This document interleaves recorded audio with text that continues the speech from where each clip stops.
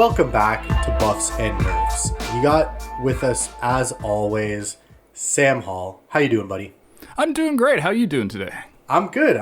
And for the first time, friend of the podcast / scene-worthy podcast host, another Mind Refinery creative, we have with us for the first time, Boyan Nedic.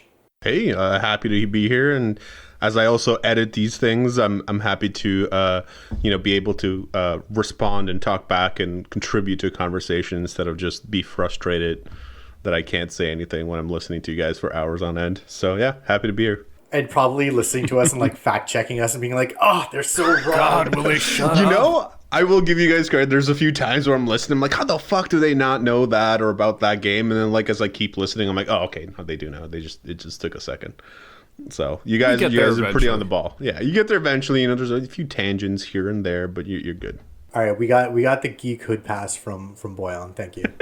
So today, just as kind of like a concept, we're doing our favorite hidden gems in video games. We kind of played it fast and loose with what we meant a hidden gem was. Pretty much, I guess the biggest thing is it's not a well-known game. Now, by whatever metric you want to measure that by, I guess that's, your own choice. But yeah, so we're just going to do like a good hidden gem. You might not have heard of these games. Some of these games are not quite playable, or you can't really purchase them, but maybe this will lead you in the direction of some other games, maybe from the same developers or whatever. So we thought this was maybe, a good idea to talk about some lesser known games. Before we dive into that though, big news, EA lost its exclusivity rights for the Star Wars franchise. Sam, you were talking about that. What are the exact dates on that? Well, if I understand correctly, in 2023 AD, the EA loses the exclusivity right. Well, I prefer Common. What is it? Common C. Anyways, in Common Era. That's it. Thank you. In 2023, the EA loses the exclusivity deal, and that was the big news surrounding that is that Massive is right now working on something probably with a 2023 or later release of a open world Star Wars game, and that's about all there is to it. Boyan, thoughts? This is exciting. And this is exciting, like, if you've been a Star Wars games fan for a long time, I mean, this was kind of the default, I guess. Plus, LucasArts had their own, studio. But other studios, I believe, made Star Wars games, and I think we were all better for it. I mean, BioWare got to make Knights of the Old Republic, probably one of the greatest RPGs, and in my opinion, I guess they're the greatest Star Wars RPG.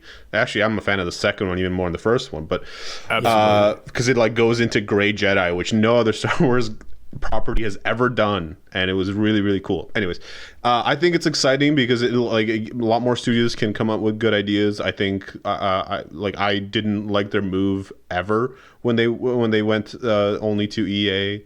They gave EA exclusivity. I think that was a bad move from the get-go. And EA did questionable things, as they are known to do. Property, they got slapped on the wrist, and they seem to be kind of turning it around recently. And I think you guys mentioned it in the last podcast, where it's like, their CEO comes in, thinks he can make FIFA out of every single game, and tries to force that microtransaction system into games that are not sports games, which is obviously wrong. Doesn't work that way. And I mean, I gotta give them a little props, like, even if they are the most evil company in the world, which was hilarious when that happened. Dude, they were voted most evil company in the world for 8 years running or something. Which is like, a Aren't joke. There arms manufacturers? Yeah, this is like they're worse than Raytheon. It's more of a comment to me on like the toxic nature of gamers and how entitled we are, and I'm gonna go with Andrew on that one. Because it's like, there's Monsanto, and there's arms manufacturers, and there's Nestle, fucking Coke, just Nestle has slaves making chocolate and stealing water rights and. Oh, Amazon. I was going to say, is it Coke or Nestle is like in certain parts of Africa or India or something like that? You can't get water unless it's from them. It's ridiculous. I think probably it's most likely Nestle, but possibly I wouldn't put it past Coke. Either way, I still, back to the point, EA gets a little bit of points for at least, and not just like, we took out the microtransactions from Battlefront, but like after that, they continued on a better path. I mean, Squadrons, even with all its flaws, as a flight game where you get to fly TIE fighters and whatnot, and X-Wings, it was really fun. Fallen Order was great. You know what I mean? So they did good things with it.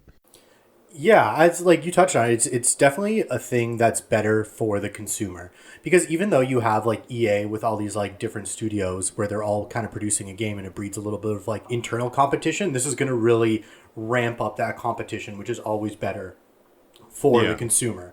So so there's just going to be that competition.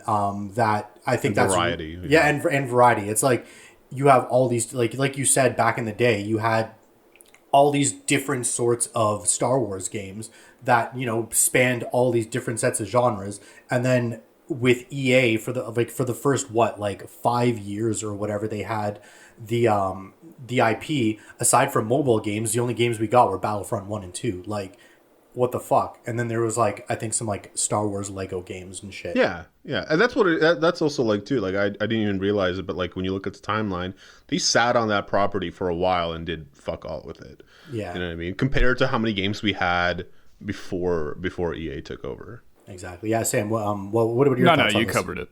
I was gonna say like variety is the big thing for me there. It's like, don't get me wrong, Battlefront is fine, and Battlefront 2 I'm sure is fine, but I like to see sort of different options. Free on Epic Game Store. Yeah, I already grabbed it. I grabbed it because of you. Thanks. You're welcome.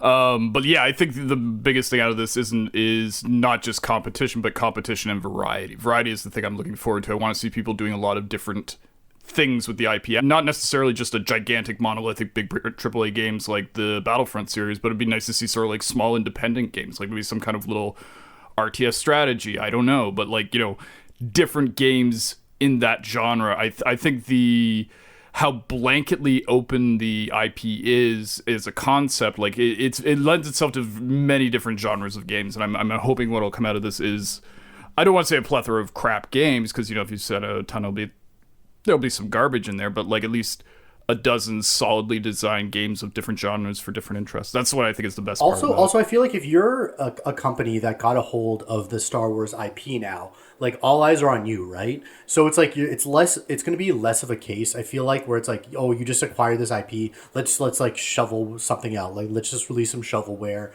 whatever, slap the Star Wars name on it and be done with it. Which brings us to there's now news of Swedish company Massive. I believe they're what are they, published by Ubisoft, or are they completely, what are they with, what's their partnership with Ubisoft? Well, Ubisoft has published their Division games, so I'm guessing if they're not like committed to their publisher, they at least have a very strong working relationship with them, but I honestly don't know. So yeah, so you have Swedish company Massive. So they're obviously known for Division 1 and 2, which Sam and I have played a lot. We've played a lot of Division 1. We've played borderline far too much. It's any really amount of Division 1 is probably too much. Agree to disagree. Trust me, I was there with you. I'm obviously kidding. It's at times was one of the most fun and absolutely breathtaking games I've ever played. Like the survival mode, even though it wasn't my jam, like such a good piece of content. And I hate you for that fact. Me? Yeah. Survival mode was the best thing about Division 1. It was amazing. It's just it's the battle royale aspect. The whole like I like that microcosm of leveling up, but then it's like I don't like to start over. Like I want to carry my character through. But anyway, so Massive has been it's been announced that Massive / Ubisoft are going to be putting out an open world Star Wars game. So I assume what is it? The Frost Drop engine? Snowdrop engine. Snowdrop, thank you. Yeah, I remember reading they're going to use that engine. I'm like 98% certain I read that somewhere. Which, it's buggy as hell, but goddamn is it beautiful. Like Division 1 and Division 2 are stunning games. Like when they're working right and there's, you know, you got a decent rig running it. Actually, even on PS4 when we played Division 1 on PS4, like it still looked really good. Yeah. So that makes me a little bit nervous, but just the news overall, I'm 100% cautiously optimistic. Like very optimistic, but very cautious. One thing I'll say, and this is because Massive is paying me money to do this. I found that Shilling the bugs. Massive? Wait, what? No, I'm coming out Spread about it it, guys. around. I'm wearing a Massive T-shirt right now. They sent me like 8 different types of chinos and schmods. It's I great. think we're gonna have to talk to our lawyers about this, Sam. If you're keeping money from us.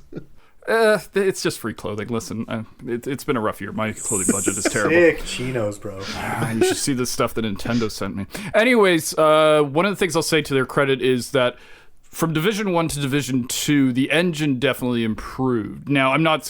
But Division 1 was super Also, buggy. we played... we did play Division 1 on PC. Never mind. I was going to say we upgraded to PC, but we did play Division 1 on PC. But as someone who played a ton of it Division 1 on PC and then a ton of Division 2 on PC, Division 2 does have faults, absolutely. But the engine definitely was improved and polished more. So what I'm hoping is that when they start doing the Star Wars thing, considering they're going to A, have a ton of money because it's Star Wars, and B, Disney probably holds them to a certain standard. Hopefully a lot of the bugs with the engine will be polished out and it'll be actually pretty good. Because otherwise it's a beautiful, like you said, a beautiful looking engine. So I just got to say that to them. I think they are aware of the engine's problems and they'll increase. Oh, wait, is that check for me? Thank you. Cha-ching! Yeah.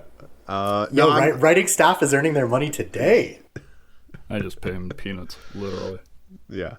So, Boyan, even though I don't think you played the Division though, but I did. Oh, you did. The beta test of I think both of the games, and I just could not get into it. Was it the bullet sponginess? What was your issue with the Division? It was that I generally don't like games that have numbers flying out from when you attack stuff, and when you're locked out. Says the guy who's like played how much Destiny recently.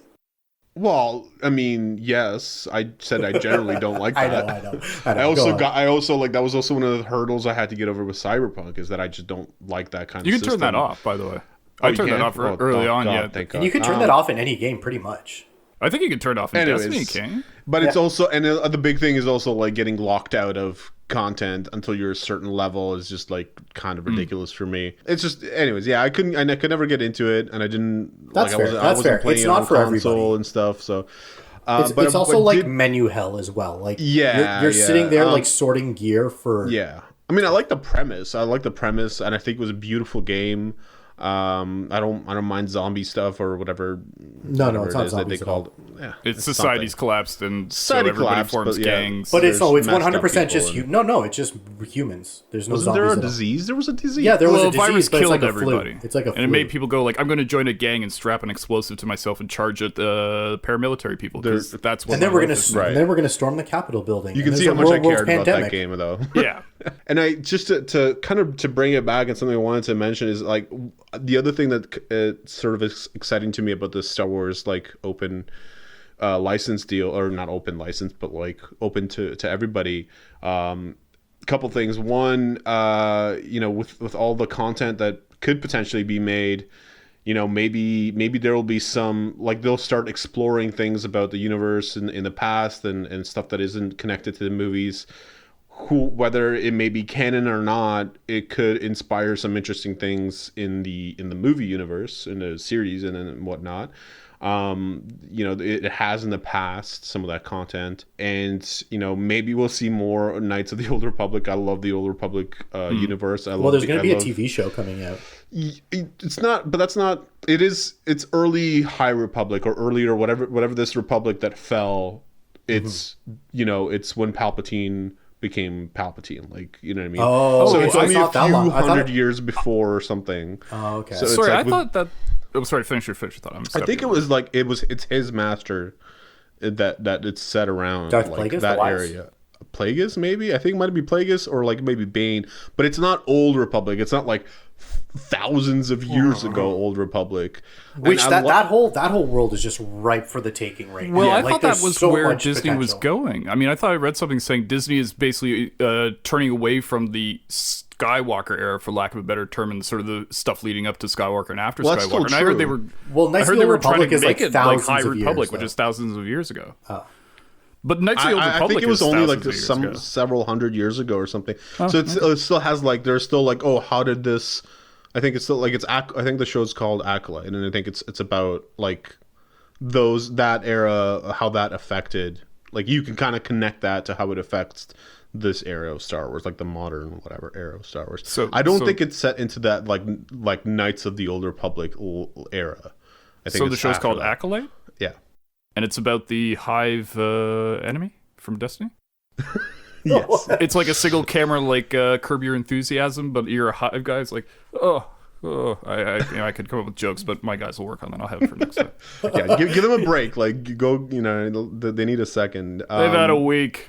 Yeah. Yeah. Oh, I did want to bring up another thing is, I'm this whole thing is again exciting news to me because I'm starting to think about like what kind of studios will take this on, right? And what do you think? What kind of games? Every studio is known for a certain type of game, and what kind of games do they make? Like, again on the same kind of thing. Like Obsidian for me is one of my favorite studios. I'd be very curious to see if they take this license back on, since they used to make those games, and if they want to do something with it. Oh, absolutely. They should do it. Knights of the Old Republic 3. Well, BioWare is EA now, so fuck well, them. they should do a BioWare Star Wars Anthem. That's what I think. Like, if BioWare is going to get the IP, just do like an Anthem spin-off, straight up Star Wars. Wait, are we doing crazy Star Wars games ideas? Because I got one. Yeah, go for it. I was kidding, but anyway. No, seriously, that's a good idea. Go for it. All right. So what it is have you ever played the Payday games? It's Yes. like Payday, but in the Star Wars universe, where you gotta like do heists into like Imperial bases. Oh my or steal god, something yes. from the rebels. Are you And kidding me? like, That'd be a great smuggling game. Like, yeah, like it's called like that- Smugglers that's or for- Kessel Run Or the like game. the or Bounty something. Hunter. It sounds a bit like almost like the Bounty Hunter game. Like That you try whole to break into concept, different yeah. places and stuff, and some are more combat, some it's more about sneaking, like the Payday 2 series was kind of thing. And you can get masks, like Or mix and make it a match. Yeah, like you're Mandalorian, make it working a for the Mandal- Huts or something. Yeah, you're exactly, pulling up yeah. jobs.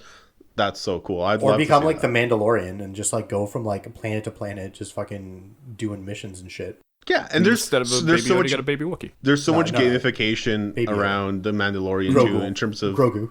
I actually hope they don't touch the Mandalorian. I think one of the things I don't like is when they go, there's this movie or this series or whatever. We're gonna take a concept of that, like kind of what they did with the I've completely forgotten the name, but the series where you played as Darth Vader's apprentice. Mm-hmm. It's like I prefer it Force when they Unleashed? sort of Force Unleashed. Thank you. Just Yeah. Mandalorian's great. Do something similar to that, but don't make Yeah, it like yeah. the Mandalorian the game. Yeah, it shouldn't be necessarily tied in, because then it's like you're very handcuffed in what you can do story wise. But I do like, I think the Mandalorian already has elements of him that's gamified. Like the whole idea of like in season Upgrading 1 his armor and of shit. upgrading your armor. That's a complete video game thing. I mean, it's it's a storytelling thing, but it's something that's so video game. Yeah, It's yeah, basically very a RPG. two-season long thing. It's a 2-season long escort mission. I mean, some of those episodes, like the episode in the new season where like Grogu is eating the fucking babies constantly. I was not That cool was with like that. that was like I an was I not kept cool. expecting a scene where he's like, he's keeping them safe in his stomach and he's gonna puke them all out at the Nope, end, or no, something. Mans, Nope, it's just nope, evil. he just straight up eats them. Though I'm gonna say, what's with this race? It's like, 1, 2, 5. Yeah, they're all there. It's fine.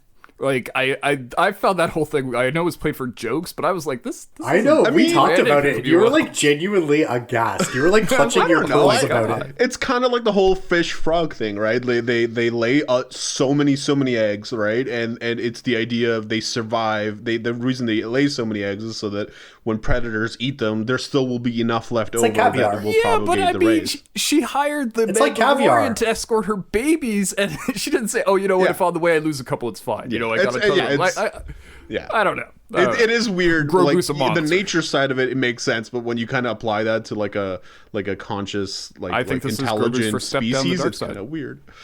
This is Grogu becoming a Anywho. Sith. All right, we're gonna wrap it up. We're gonna wrap up the Star Wars talk there. It's gotten off the rails. For more, As I watch for the more, time, no, I'm thinking I'm going to be editing this. Oh yeah, I don't care. Let's keep Okay. going. So moving along. For more Star Wars info, check out the recent Star Wars Mandalorian Season 2 look back on Screenworthy. A bit We of a talked plug. about other things. Okay, we did. We talked about the future of the Star Wars universe, etc. Anyway, just a quick plug. Yeah, so moving on to the topic of the day, hidden gems. As I said, pretty loose on the definition. It's pretty much whatever a hidden gem means to you. Just essentially something that didn't garner mainstream attention, or at least mainstream attention in the gaming sphere when it was released. So I guess we're going to kind of go around and kind of do our two choices. So, Boyan, do you want to start us off? Yeah, my first hidden gem is Deep Rock Galactic, which tagline is I love it because danger, darkness, and dwarves, and when you get to really play the game, you add drinking and dancing to it as well. It's a game that came out early access in 2018 on Steam, and it didn't, it wasn't like a big thing, even though it's mostly wasn't a big thing because it's really hard to. It wasn't marketed, and it was hard to like right away know what it's about, to explain what it's about. But it's very similar in concept to games like Left 4 Dead, where or you're with a group of people, you all have slightly different abilities, and you go and you fight like hordes of monsters and stuff like that. So it's not like completely unique in that respect. So it wasn't very big when it came out. It's been growing steadily since. Came out fully released earlier in 2020. So basically what the game is like you and three other mining space dwarves work for this company where you mine extremely dangerous asteroids. Go down, like you basically get sent into a dropship that drills into an asteroid, and you pop in and you have to gather minerals, fix machines, do various other things, while fighting aliens, like insect aliens that horde and like attack you.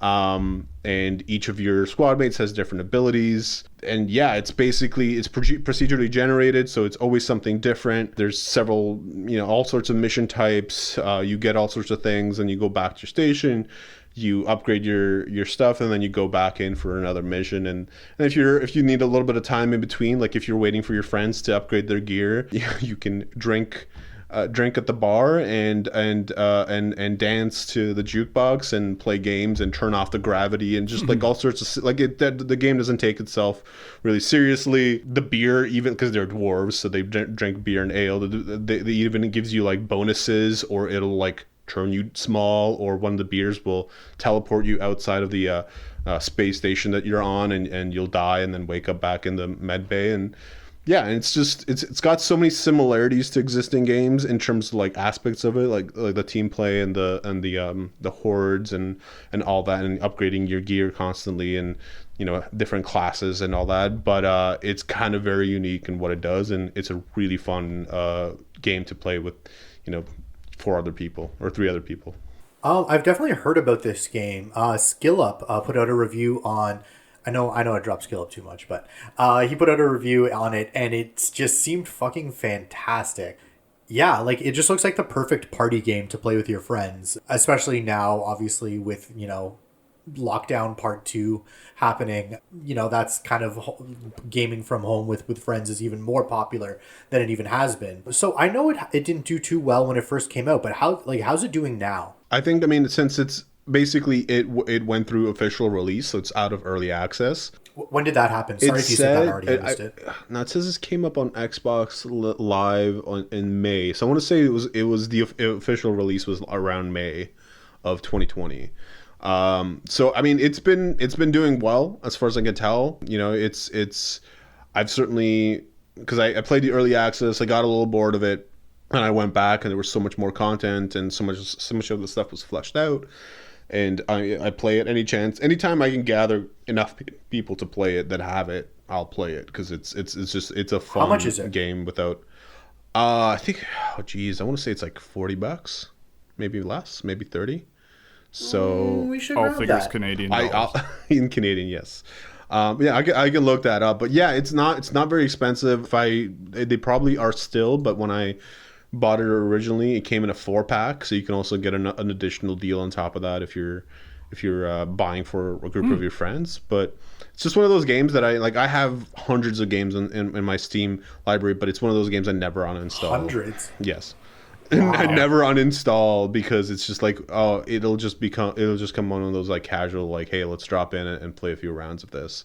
Without taking over your life. I've heard great things about that game. I've actually been meaning to check it out, so we should definitely play it and then talk about it after. Hell yeah, that sounds like a great idea.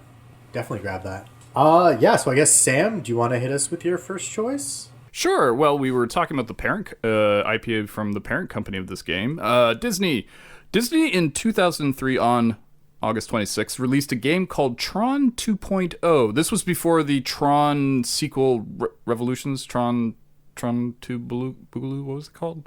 The movie you like? Legacy. The Daft Punk. Legacy. That's it. Legacy. It's got nothing to do with that. So what it is it's a first-person shooter where you spend the entirety of the playtime inside the Tron world. Like we all, I think, at this point know what that is. Like a sort of vibrant, neon-colored, but with like a black background, sort of visual representation of the inside of a computer system. And this game is one of the great things about it is the fact, like, even though it was released, doing the math, 17 years ago, it still kind of looks good because it's very stylized. Like, it's sort of, it's a low poly count enemies and stuff like that, but in any other game that would look dated, but in this world it kind of works because you're inside a computer, so you're like, oh yeah, no, it makes sense for low poly and stuff like that. And it's, first of all, the gameplay itself is pretty damn good. It relies a little heavily on the tropes of, like, there's a shotgun program. I can't remember what they're called. I think they're called apps is what they call the guns in the game. There's a sniper app. But the best thing about it is, if you remember the movie, both movies made a big deal about disc throwing, and you have this disc pretty much from the get-go in the game, and you upgrade it with different, like, abilities. Like, sometimes it'll shoot a couple discs, or it'll bounce and come back and hit another person. So the combat in it is fun. The level design is great, and it's one of the most beautiful games I've actually played. Like, they took the whole Tron look and made a first-person shooter inside of it, and didn't just go like, oh, we'll just make walls green, whatever. Like, they actually built very interesting levels for it around that, though it does rely a little heavily on the, in order to go any further, you need a green key card, or I think they call them passcodes or something. So, but it's a great game. Like, it's also available now on Steam. I think it's like $10 or something like that. But yeah, no, it's stunning, beautiful. There's great customization, not just for your own character. You can get little skills that you can then upgrade, but there's also customization of how the guns and weapons themselves work. And overall, it's just sort of a fun game that kind of, if I remember the tone correctly, takes itself seriously, but not too seriously. Like, it's sort of nudging and winking a bit of the player as you go along, and yeah. Oh, it's also got Light Cycle game in it, which is actually pretty fun. So Tron 2.0, I highly recommend this little hidden gem, if you will. There we go. Questions? I remember hearing about this when it came out, but like for like a split second. Yeah, then I never heard anything again. Was it? It was. Legacy was released several years after, like 5 years after. Yeah, right? I think Legacy is like 2008 or 9 or something. Yeah. This was at least like 5 or 6 years beforehand. And it was actually also not just like a PC game, though that's pretty much, I think, how the only way you can play it now. I don't know if it's on the Xbox Live or anything like that, but it was released on Xbox as well. And I think PS, I guess at the time, 2003? I don't know. I feel like I played a demo for this, but I could be making that up. I have no idea. It's a really underrated game. I think it's really actually one of the best FPS games I played. For maybe it's not sort of like technically, like if you sort of take a step back, it's like, oh, does this wrong, that wrong? But it's just one of those games that when you've played it, it just feels right. And it's one of the few games that I've actually played to completion and been happy about it and not felt like a grind at the end. And that's something as I know you, just over the years, you're not the biggest person to like finish games. So to say that you finished this game is actually like pretty big for you. Aside from that, I gotta say, Tron Legacy, I dig Tron Legacy. I do dig Tron Legacy. It looks good. You got Daft Punk. I don't know. Should I revisit this game on Steam? Is it expensive? Well, like I said, I think it's about like $10 or $15. Oh. It's sort of hard to recommend it because it's definitely one of those games where I can't say, oh, you play this, you'll love it. It's like, you should play it, but you'll either like it or just instantly bounce off of it. One of the hardest things is actually, you play entirely in the Tron world, but you have these cutscenes that happen in the real world, and those are low poly count. Like, oof, that's what people looked like back in 2003's Cutting Edge. You know what I would say? I'd recommend it, but don't get mad at me if you don't like it. Too bad. Oh, wow. I'm already mad at you. Setting myself up for failure. All right, I guess I'll sneak in there with my first choice of the night. My choice is a bit of a throwback choice to a game called Vice Project Doom on the NES, on the Nintendo Entertainment System. Now, this game is fucking sick. I have never heard about this game. I've never heard of anybody who played this game. Anybody who I talked to about this game, nobody has heard about it. I was at my friend's house one day, and randomly he had like in a box his NES and like, I don't know, 15 games or something like that. So we're just chilling at his place. This is in high school, and just, we find this dusty box, and we're like, oh my god, an NES. We are, at the time feeling quite nice about ourselves. So we hooked that shit up, and we just, playing through all the classics, and he had this one game, Vice Project Doom. And he's like, yo, we got to play this game. This game is great. He remembered it as a kid. I'm like, I have never heard of it. Slaps it in, and I was just from the jump blown away by this game. So now, why this game never got popular was the game was released in Japan, and it got held back from a Western release for a few months. Actually, I remember it was on the cover of Nintendo Power back in the day. So then it got held back a bunch of months, and then finally when it was released, the Super Nintendo was already out in North America. So it just got overshadowed by the North American release of the Super Nintendo. Everybody was on to the next thing. Everybody was on to, Super Mario World, whatever. Nobody cared about this little game called Vice Project Doom. So the game starts off, and it just right away it has these like super beautiful little cutscene like art things. Like it's just like 2D images that kind of just like move across the screen, whatever, kind of like Ninja Gaiden style. But the cutscenes, like the art looks really cool, and it's about some fucking storyline about I don't even really remember. I remember there was like some food source that was actually drugs. It got people hooked on like this food. I don't know, man. Volcano Puffs. Oh, okay. Cocoa Nintendo Puffs. approved this? Cocoa Puffs, the name is right there. I don't know. Yeah, they did. I mean, it was on the cover of Nintendo Power. The New Yorker for teenagers of the time. Yes, of course. It's the Economist of the 12-year-olds from 1994. How dare you? We'll be talking later. So I don't even know. You guys got me all off topic now. Well, what's the gameplay in this? The food or drugs, yep. Oh, right. So the cutscenes, whatever. So it starts, and you're in a car, and it's just like a classic, like you're driving. It's like a top down. You see the top of the car, and you just kind of hug the bottom of the screen, and then you're shooting vertically. And you're like, oh, okay, cool. This, like as I said, this is my first time playing it. My buddy is like, we got to play this game. It's sick. So like, oh, okay, cool. It's one of these like games where you're in a car and you shoot stuff. So we like get through the first level. It's a hell of a lot of fun. You like, there's like this like big boss car that you shoot at the end of the level, and you're like, sick. Okay. Next, like there's another cutscene. Next level starts. You're expecting some more car shooty goodness, and then it's all of a sudden like a platformer, and it's kind of like a little bit kind of like, again, throwing back to Ninja Gaiden, but it's like a little bit of like a Ninja Gaiden, almost Castlevania, Mega Man kind of style game. Beautiful art. Every level is completely different.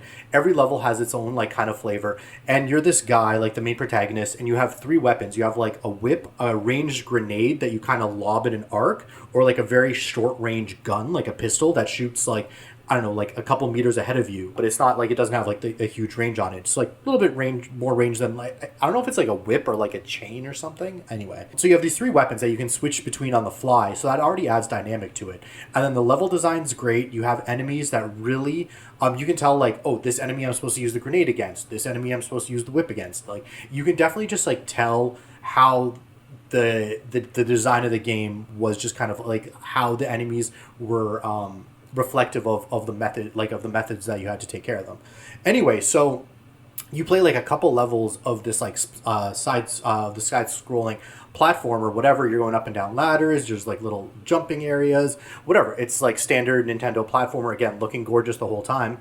And then all of a sudden you go on to like an on rails, like where it's kind of like you're side scrolling along the stage, and then you can see your crosshair, and then you can kind of like in a first person shooting mode, like kind of like those arcade shooters back in the day. Mm-hmm. You can move around your crosshair as you're like side scrolling through a stage. So you have the mechanics of like a gun shoot, like a shooty car mechanic. I don't know what like it's kind of like a shmup, but it's not like shmups are generally ships, like spaceships or whatever. So it's not it's like kind of a shmup. It's like a car shmup, and then like a standard 2D platformer with like, really good platforming, and then also these like on rails arcade shooter parts, like first person arcade shooter parts. So you mix this all together into this one game with these really cool cutscenes, and it's like, holy shit, this game is fantastic. I really love this game. Again, anybody I have ever talked to about this game, about like, you know, we start talking about NES games, our favorite NES games, I'll throw this game out there, people have not even heard of it. So got to shout it out. It is fantastic. Have you guys ever heard of this game? Never. No, this is the first time. Also, I'm wondering, I mean, you mentioned how beautiful the design was. How wasn't NES like 8-bit or something? How beautiful can 8-bit be? Oh my god, you just offended me so greatly. I hate to say it, but I'm kind of with Boyan on this one. I mean, look. Okay, bring up right now. In the context of 8-bit, I can understand, but like I'm imagining something like so much more, and then I'm just like, wait bring a up minute. your phone right now and search Vice Project Doom, and you'll see some screenshots of this game, and then tell me how beautiful it looks. Listeners, right now, boop it up. Pull up While Google. you're doing that, I gotta admit, when you said, and then it's a platformer, I was like, wait, the Cars is a platformer? Oh, he's probably out of the car. That does sound like interesting, the fact that it just like, and is there like a story to this, or is it just like, yeah, as I said, it's like, I don't know, there's like some guy, like some corporation, drugs or food, who's making this food source, and it's drugs, and I think like a girl gets captured. But what's like is there any sort of to borrow film term like that, but like also like motivation for why you change? Yeah, there is. That's what I'm saying. There's cutscenes. There's beautiful cutscenes in between all the levels. I mean, like why you change from one type of game to another. Oh yeah, I mean it's just like, not really. It's like, oh, I got to drive to the place. Okay, I'm at the place. Oh, I have to fight the like. There's not really like a thematic reason other than like. I guess I'm expecting too much from a NES game. Yeah, it's an NES game, bro. 8-bit, it's gross. Wow, like that is beyond ignorant right there. First of all, actually, that doesn't look too bad. It's kind of like Metroid looking. Yeah, I forgot what's. There's so many good NES games. There's so many good looking NES games. Think about Mario 3. Mario 3 is such like, again, I'm talking about beautiful. Like obviously, it's not. I'm not comparing it to like Breath of the Wild right now. Like obviously, I'm saying beautiful for its time. True, but like I don't know. I guess I the further I get away from those times, the more I'm like, they're 2D games. They're just 2D games, and then like they're and games. Well, no, I don't mean just, but I mean just like I you know, you don't make different. I don't make differences between 8-bit and 16-bit and all the other like systems. They're all just kind of like in one folder in my head.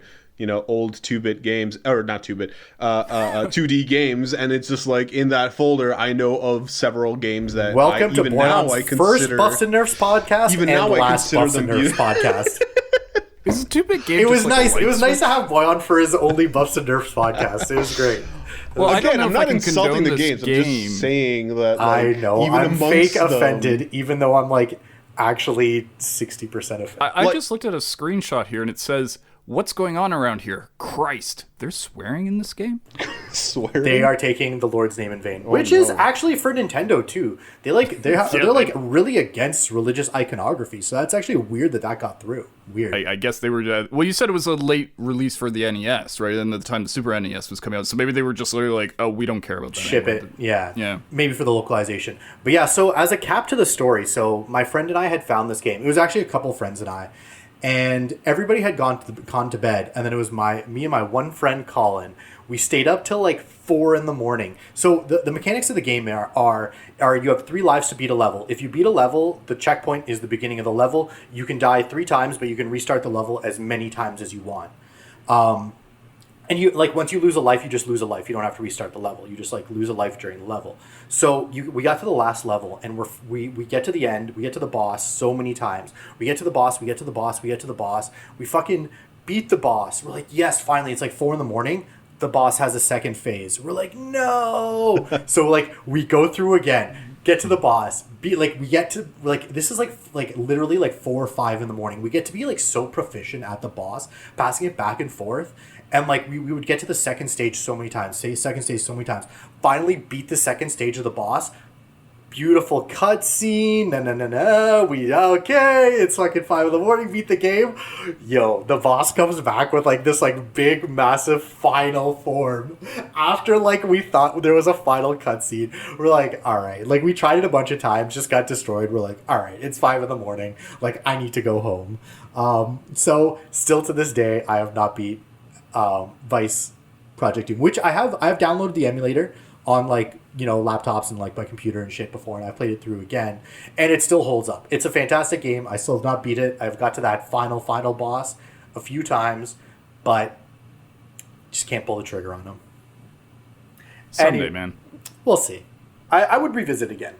Okay, well, I guess that brings us to Boyan. Boyan, what is your second choice for our hidden gems topic?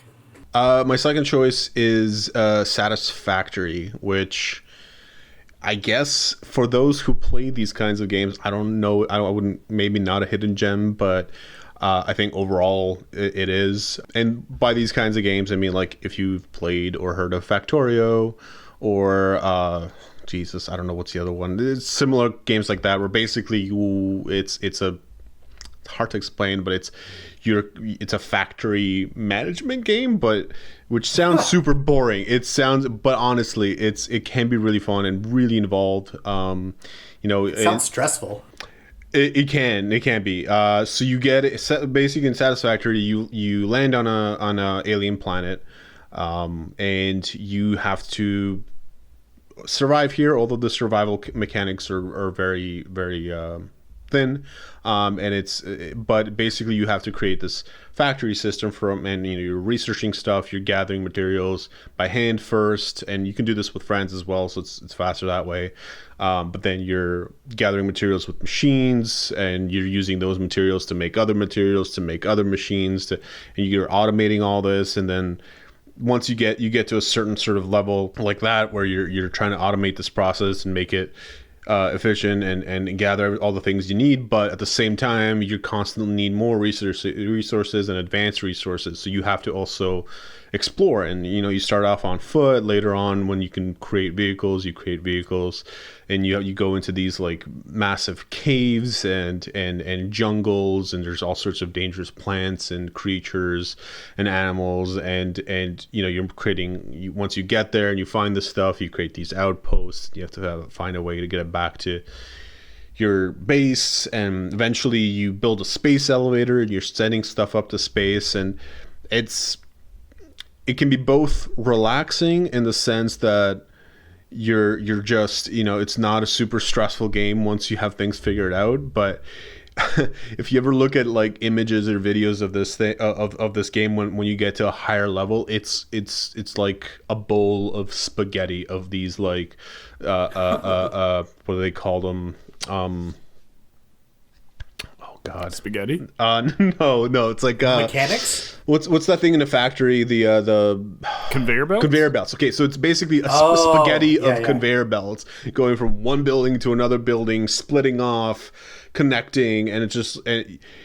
And the problem I find with both Satisfactory and Factorio, which Factorio at least it's like 2D and over the top, where Satisfactory, like, you're in first person and you have an actual character you're moving around and flying around with, which makes it even harder. But the problem is, like, if you stop playing this game and come back like a month later, it is just a spaghetti of conveyor belts, and it'll take you a while. Unless you are really, really like organized, it'll take you a while to figure out. Oh, so the game keeps going even when you're not playing it. Like, it sort of goes, 6 days has passed since you last launched this, so this has happened in the meantime. No. Like, it doesn't. I mean, everything you built, and it doesn't keep growing past that, and it doesn't gather materials. It's just when you come back to it, it's hard to figure out. Right. It's like you're just like, wait, what was this? What was that? Who's this? Yeah, and it has ways of like you can spray paint different buildings, so you can color code it and you can put labels on it, but like, once you build a massive mega factory on this huge planet, like, unless you were really organized, you won't know for a while what does what and how to solve any kind of problems. But it is, I mean, my favorite part of it, and like why I enjoy these games, is that once you do get to that level where you're building these massive complexes, it's problem solving on a whole sort of different level. You're thinking, you're thinking about how to make this more efficient, how to make it better, how to use a limited amount of space, both vertically and sort of in 2-dimensionally and 3-dimensionally in this game, and then when you have to like build a new thing or introduce a new thing, suddenly everything you built isn't enough, and then you have to like upgrade your whole system, and it's you know, it's that. And once you get stressed out from all that, in a good way, I guess, because I like that challenge, you go out and you go exploring, and you have to, these are, you know, there's massive cliffs and structures, not structures, but cliffs and geographical features and very dangerous places. So you have to, with very little resources that you can carry yourself or with your vehicle, you have to figure out how to get around these places and solve these problems. So there's a little, yeah. Sorry, quick question for you. Is the world procedurally generated, or is it like one fixed world? It is one fixed world that's 30 square kilometers. Okay. And you have you initially start in one area, and then later on you can start off in different biomes. So there's like a desert biome and a jungle biome and whatnot, and forest and whatnot. So sounds interesting. You know, it is a massive map, so it's like you're not going to get bored of it anytime soon. And the different biomes have different challenges, right? Like some things you're not going to be able to as easily find in the desert as you would other places. And the creatures are pretty dangerous. I mean, it's nice to have teammates when you're playing with teammates. You can't. That was going to be my question. So, yeah. Is there multiplayer to this? Yes, there's multiplayer. So, and as a break from usual multiplayer, it's very cooperative multiplayer. You can't really. It's not like that's my favorite. It's not like you can set up different tribes and then fight each other or something. Or somebody's shooting you while you're building a conveyor belt. You're working as a team and you're trying to make this whole thing work, and it's beautiful too. So yeah, that helps. Oh, it sounds fun. It sounds super interesting, but that is not my type of game at all. And that's fair. It's definitely a very niche. Yeah. Like if and again, if you like this, or if you liked Factorio, you'll like this. And Factorio kind of set the precedent for these kinds of games. But yeah, it's a very niche sort of type of game, and I can understand most people wouldn't get into it. One quick question for you. I'm weirdly picturing Subnautica. Is it that kind of thing where like you harvest local resources and it's more survival based, or is it? It's less survival than Subnautica. Subnautica is like you're really there's just danger lurks at every corner, and you're just trying to you're trying to discover that world and like what's happened and trying to get out another hour, and survive. Another day, Yeah. Whereas this is like, yes, there's dangerous aspects, there's poisonous plants and creatures. There isn't a story to it. There's like you're basically been sent down by this company to make a factory on this planet. So there isn't really any depth to that, and the survival isn't too scary. But it's more of that like factory management, like problem solving with resources and making these factories and machines and whatnot. Sam, you want to hit us with your next choice? Okay. My next choice is inspired by the Cyberpunk 2077 release that was a buggy nightmare. It is a game called Dystopia. What Dystopia is actually it's a full conversion of the Half-Life 2 Deathmatch, I believe, but it might be based more on the Half-Life 2 engine. And what it is it's a multiplayer game where there are two teams in what I guess would be called with asymmetrical goals. Basically, it's usually one team's trying to get in to a place or get to like the final room inside a chamber or something like that, and the team is trying to stop them. And now with the name Dystopia, it is set in a very cyberpunk world. Literally, one team is called the Corps and one team is called the Punks.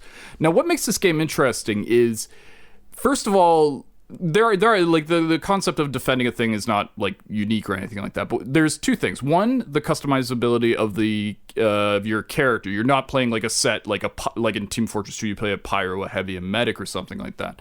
You basically choose your class, which is either light, medium or heavy. And then you can choose these cybernetic upgrades, things like you move faster, you get heat vision, and then you can choose your weapons as well. And they had interesting weapons like smart lock pistols, this weird one which kind of almost like this is a weird thing to call it, but like a highlight or a lacrosse thing where you throw like a ball of energy that slowly goes towards people but damages them. And the most interesting thing about this game is, so you have like these two sides competing, like one's defending, one's attacking, it might be something like, oh, hit the switch or something like that. But what's added is this layer of pure cyberpunk where there's actually cyberspace in the game. The light and medium class players on both sides can choose I think it's just called like a cyberdeck as an implant. And what that allows you to do is go up to these very specific terminals in the map. And there's not a lot of them.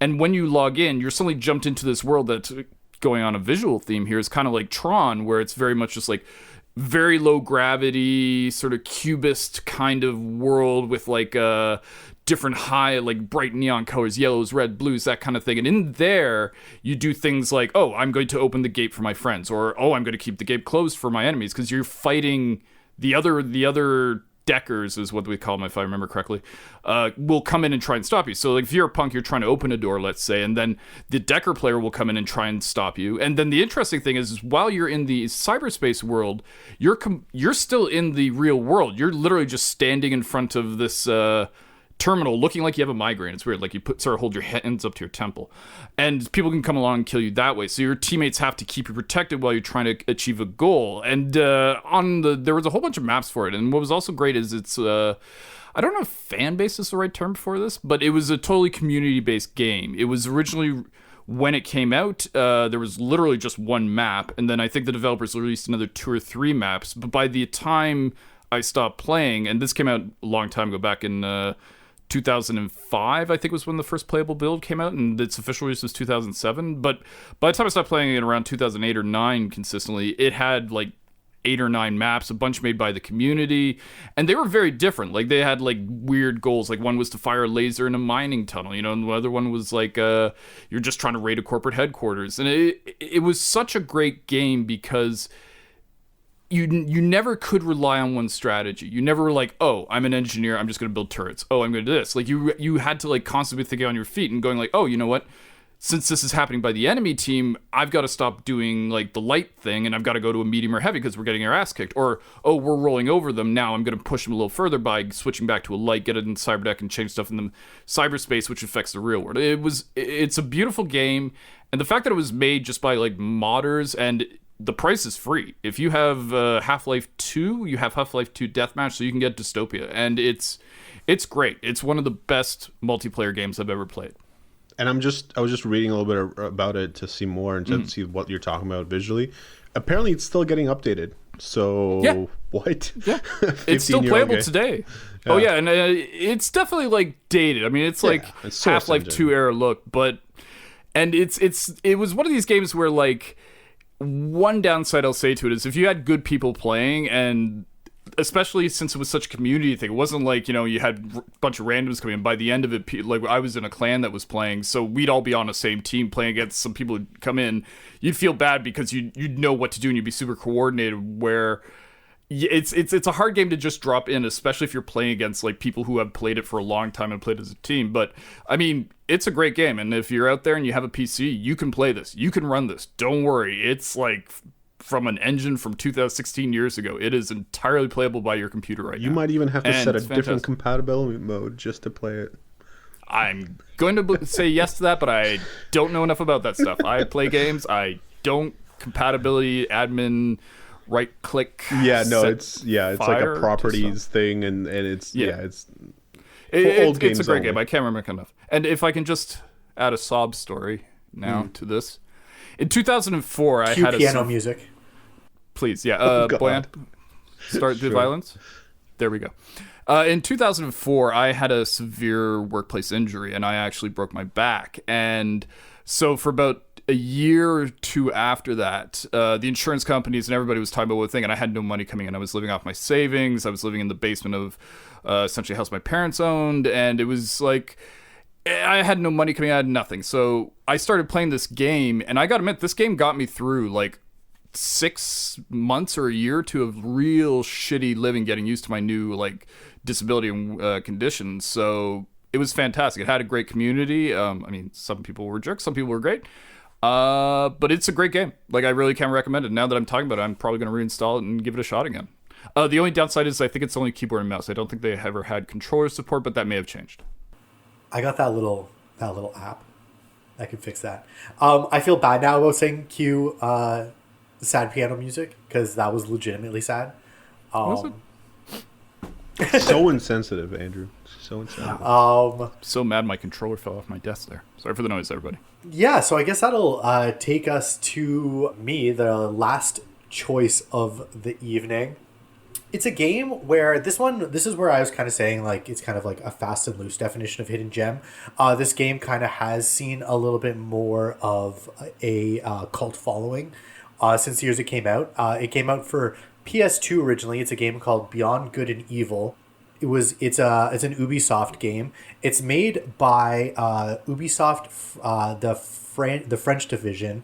I can't remember exactly where they are, but it's the same company that did the Rayman games, and the guy that did it, who like directed the games, he did the first two Rayman games, and he was really eager to break out from doing these kind of like Rayman games. They brought a lot of success to Ubisoft. They all put Ubisoft on the map, and he had this like grand concept of this game. And essentially what it became was this game be called Beyond Good and Evil. And what this game kind of is, it's like part like Pokemon Snap meets Metal Gear Solid meets like Ratchet and Clank meets like Donkey Kong Country 3. I don't know. It's just I can't even. All right, go. It's really cool. As I said, it's kind of garnered a cult following since, but it takes like, so essentially you're this character named Jade, and you are a photographer, and you go around and you essentially uncover this like giant government conspiracy revolving around this like ooze stuff or whatever, and you do this by sneaking around factories and laboratories and whatever.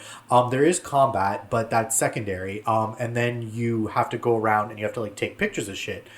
There's also like, since there is like a very heavy photo mechanic, you also can go around. There's all this different like flora and fauna around the world, and you can like photograph and kind of like fill up a dex, like almost like a Pokedex of different flora and fauna around the world. So there's this kind of like collection aspect, and there's also like these high action sequences that are kind of like reminiscent of like Ratchet and Clank, where you're like kind of running, and it's like you're like running and like you're getting like chased or like shot at or whatever, stuff's exploding. Then there's also these like, as I said, you got to sneak around kind of like Metal Gear Solid style, and you have to take pictures of certain things, whatever. Also, this is all linked by, there's you can pretty much at any time go into like your hovercraft, and there's like the big open world map, and you can hop in your hovercraft and kind of like go around to like all these different areas, and you can go traverse over water, land, whatever, and then eventually you can go into like, there's like a spaceship type thing, and you go to like your moon and whatever. So initially when this game came out, it was very hard to sell people on it. I think that's kind of a theme that you guys have also touched on, is like some of the reason that this game didn't get maybe as big as it could have is the marketing. Like, first of all, it's hard to like you guys laughed when I explained what it was. Like, first of all, like Pokemon Snap meets Metal Gear Solid, you know what, yada yada. It's kind of hard. Like, people were just, they like, if you're the average consumer, this is really, the internet's around, obviously. This was released for the PS2, so internet's around, but it's not like the huge thing that it is obviously today, or like, a couple years later. So a lot of people are judging still on box art or whatever, like just like promotional material that you see in like a magazine or something. And like the box was just like the girl, like the main protagonist, holding like a camera, kind of like looking like sullen. And it's like, I don't know what to make of this. It's called Beyond Good and Evil. Like, it doesn't really tell you anything. Initially, upon release, it was also released like a week or something after, or I think it was after Prince of Persia: Sands of Time, the first one. I believe that was called Sands of Time. So it was released right there, which at the time, that was like Ubisoft's like big push. So they like put all their money into the marketing of Prince of Persia, and then once this came out, this kind of like was like the vapor, not even the vapors, but like people were still like on the hype of Prince of Persia. So this kind of like faded into the background. They didn't really know how to market it. It was hard to market, hard to explain. It reviewed very well when it came out. It sold terribly. The thing about this game, like, the visual style is kind of like a little bit cel shaded. It has this really cool art style. It looks really, really nice. The characters are so good. Like, half the heart of this game is the characters. Like, there's kind of like this like cast of supporting characters that you interact with as the story goes through, and they're just so endearing. Like, the main protagonist is just excellent. The music is so good. It is so good. Just recently, like yesterday, in preparation for this, I was just like listening to some music from the soundtrack, and I was like, holy fuck. It just really, really brought me back. The music's fantastic. It has this great storyline, as I said, where you're kind of like going through and like exposing this like corruption at the every level of like the government, like this like government conspiracy. And it's very like Orwellian. When you're like in town, you hear like speakers like the speakerphones blaring like propaganda and stuff, which that is my favorite song of the soundtrack, the song called Propaganda. Yeah, and it's just really good. Like, the gameplay is great. As I said, it's varied. You have these kind of stealth mechanics that work. Sam and I were talking about in a different game. If you're going to have a game that relies on stealth mechanics, make sure they work. This one works. It has a good stealth mechanic. It has this kind of like photography aspect that some people might not enjoy so much. I do, as like a fan of like back in the day of like Pokemon Snap. It definitely like scratched that itch, which shoutouts to Pokemon Snap 2. Finally announced yesterday, officially, big news. So yeah, so I just really like this game. It got so it was released originally on PS2 and PC, I believe. I'm not sure about Xbox, but it was for sure PS2 and PC, and it got an HD re-release for the PS3 and Xbox 360 and I guess PC again. And that one actually sold quite well because there was kind of this, bit of a cult following that had amassed, and then this really boosted it up again. And I remember that was at the time I had my PS3, got the HD remake, loved it again. And like, to be honest, like, it had been a while since I played the original, so like in my mind that's how it looked. I'm like, does it look that different? And then I looked at the original one, I'm like, oh yeah it does. So yeah, so like that was good. It kind of garnered a little bit more attention then. The cult following kind of grew and grew. And now Ubisoft has been working on a sequel to Beyond Good and Evil called Beyond Good and Evil 2 for like the last decade. And like anytime they show anything, it's like mind blowing. Like, I don't even understand. Like, anytime they like, you've just gotten like little snippets of what they're working on, and it's like, who knows if this game's ever going to be released? But it looks like the sequel looks insane. It kind of looks more like the game that they wanted to make initially, because I even heard I believe the director or producer of the game said something like, this game almost turned out to be like a sequel or like expansion to the game that we originally wanted to create, because they were originally creating it for the PS2 and like that era hardware, so they couldn't fully realize, and they really wanted to make sure that the game like worked on like the hardware before like trying anything like too crazy, which I really respect. So this is interesting to me because I remember watching the Beyond Good and Evil 2, they did like a 40-minute video, explaining the game and showing what they could show, both like the crazy view distance stuff or like loading stuff where they went from the planet level to up to space, and you could just fly, and it looked beautiful. Like, everything renders in perfectly. And this was also around the same area that like I was getting into Star Citizen, so I was already like, I was a little bit less impressed than I should have been, but it still looks amazing that they could do that even at that time. The only thing that I kind of and the whole setting and everything is really unique and interesting, like the worlds that they have and the atmosphere and all that stuff. Yeah. And not knowing the original game, what I question though is like how much of those mechanics, because they didn't show any of that, like the photography stuff. This is the first time I'm hearing about this. So like how much of those mechanics are going to be in Beyond Good and Evil 2? Like, do you know anything more other than that one preview that they showed? Because they don't show anything of that. Other than that, was it 40 minutes? I don't remember it being 40 minutes. There was a long video where they did a whole bunch of stuff about its development and whatnot. Did that video actually show gameplay? I remember the trailer with like the woman running around with like a monkey dude. It came after that. And she's like jumping on people's heads. They did a whole gameplay thing. Yeah, like where there was like a chase, and then they go on this like massive statue on top of the city. And then they go into the ship, and then the ship leaves the planet, and it's loading out of like you can see them. They're actually just. It looked away. Really pre-rendered. It looked amazing. Like, I don't know. It looked amazing, but it looked. They pre-rendered. Said it was gameplay. I know, especially the moving away from the city thing. Like it could.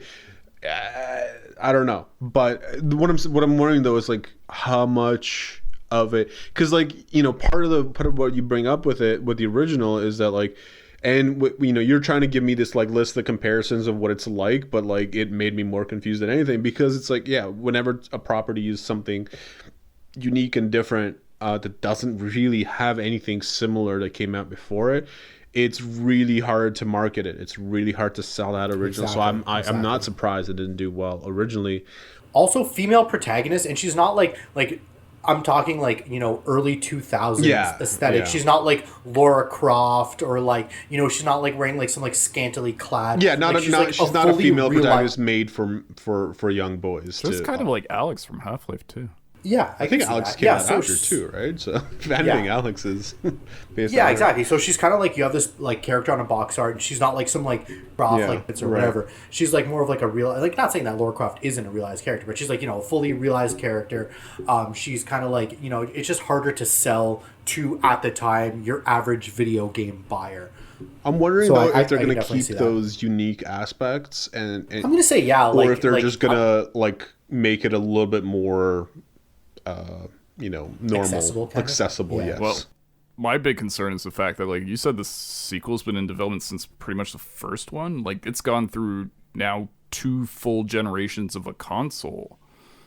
Like, exactly. And it's still, like, all we've had is a trailer from a couple of years ago. Like, I hope it comes out, and I hope it's great, but, man, I am not holding my breath on that one. Yeah, we'll see. I think they are going to, like, I feel like it would be a disservice to the fans if there was no kind of like, quote, Pokemon Snap aspect where you're like taking pictures of stuff. Like, I feel like that just was such a fundamental aspect of the first game that even if it was like maybe toned down a little bit, I still just feel like they couldn't take that away. Same with the stealth mechanic. I feel like they're going to probably modernize those mechanics, because I do feel like, you know, early 2000s stealth mechanics are definitely quite rudimentary, and it's like they're definitely going to have to modernize those mechanics. Like, they can't copy and paste the way that like the first game played out, essentially. It's definitely like that's a dated model. They're definitely gonna have to upgrade their shit. But having said that, I don't see why they wouldn't. We'll see. I'm hopeful. I would like to see more. I know they're still working away at it tirelessly, so we'll see. Watch this space for more info. Beyond good. And honestly, from what little I've seen, like if anything, the characters right away, and for somebody who hasn't played the first game, seem really interesting and fun, and you know what I mean. Like, there's just like, you know, humanized animals or whatever it is, and yeah, that aspect of me is like, yeah, that'll keep me interested, because that's and if they can get that and the characterization right, a lot of the other stuff can be forgiven usually in a game for me. Yeah, like you said, it's the characters, like the music, the setting, like it's a very enjoyable experience as far as like aesthetically. Like, you just feel good playing the game, you feel good getting to the bottom of this conspiracy, etc.